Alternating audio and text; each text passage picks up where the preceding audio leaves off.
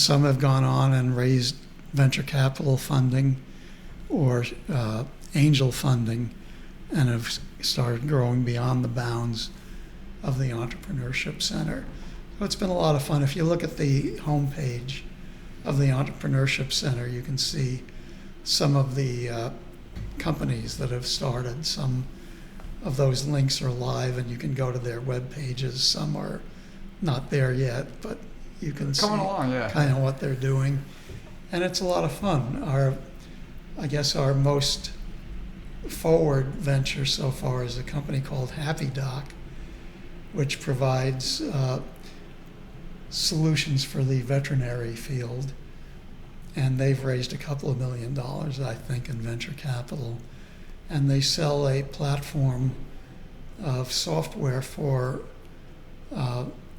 veterinarians that is a combination of voice recognition and AI, so that it will record all of the conversation about a veterinary patient and then put all of the necessary information into the right boxes into their software programs and ignore all of the non-essentials, like when a veterinarian meets a customer and the patient, there's usually, "Oh, aren't you a good boy?" kind of stuff. Yeah. The software knows to ignore all that humanity all stuff. But it will record the the temperature and the blood pressure and the physical conditions and put all of those things in the right place. And then, what the prognosis is or what the prescription should be, what's the next step, and puts all that in the right place so that it provides a record for the veterinarian. It provides the take-home piece for the customer when they take home the pet. These are the things that you should do next when you get the pet home. These are the prescriptions you should get from the pharmacy, whatever. So instead of having to go back after each visit and do all that work on a keyboard, in the medical world, human doctors, you found a lot of doctors hiring scribes to take all those notes. Yeah. And now the doctors want to get rid of the scribes too. So they have these software businesses that can provide the scribe service and compartmentalize it and record it the right way. It's just that this company, when they started, was thinking about doing that in the medical field.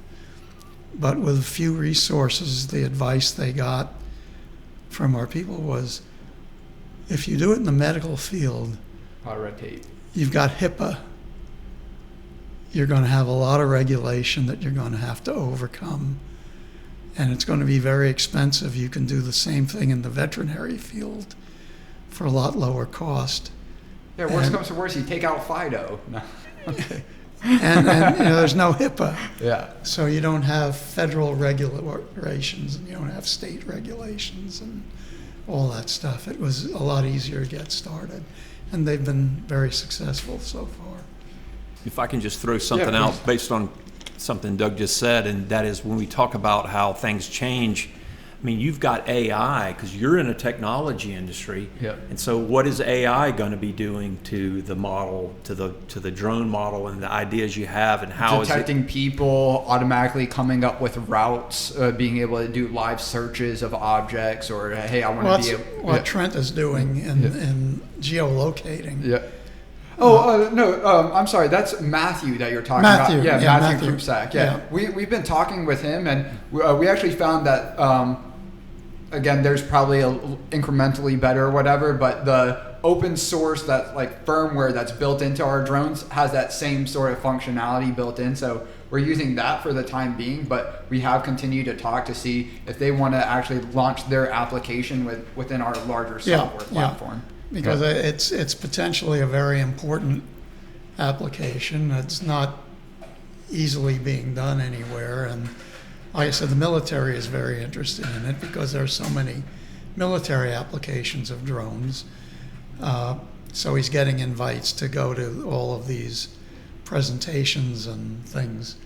But it's also very valuable in the civilian world. And there are countless, I mean, nobody's counted up all the different applications, I guess, which is why you've got so much on your plate. You're trying to create something that can be adapted to all of these things. AI is going to be a part of that, as it's going to be a part of every business. Right. It's just a matter of how. And, in the media business, I read people talking about whether, we should have AI writing stories or not.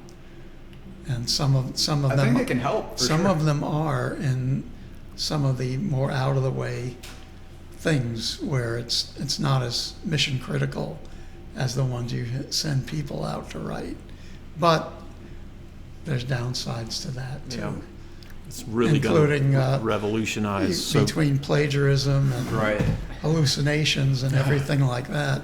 Nobody quite knows how it's going to work out. And then does like OpenAI take IP? Like, hey, well, you used or ChatGPT to generate that script that you just made a bunch of money on from producing that movie around it. But then can it go back even further? Well, hey, you ChatGPT and OpenAI, you took this information that wasn't actually yours to use within your AI model to begin with. And again, I think we really, if we want to stay as a world power in this country, need to by and large get away of trademark copyright, because if we're wanting to truly compete in a global marketplace, China doesn't play by those same rules. And it's great in theory to have like these protections for people, but if it's only hurting Americans, who is it really helping, right? Who is it there for? The people who create information want to be paid for it. And I think information should be free, and as close to free as possible. Well, nothing's free. But again, like then should we not have books? Should we not have the printing press? Should we just have people that only? If it's free, you're the product. You're the advertisement. Yeah. So I mean, Google is free. Right. I can look up things on Google. And Google knows you're here, and they know where, and they know what I'm buying, and they know what I'm talking about, and they know all about me. So they're selling me. Yep. I'm the product.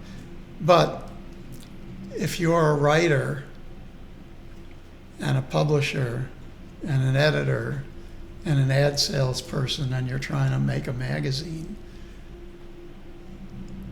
you can't do that unless somebody pays you for what you're doing. You don't eat. If you don't eat, you're not going to do it. And some people will write because they're driven to, but I think it was Samuel Johnson back in the 18th century that said, nobody but an idiot ever wrote for anything but money.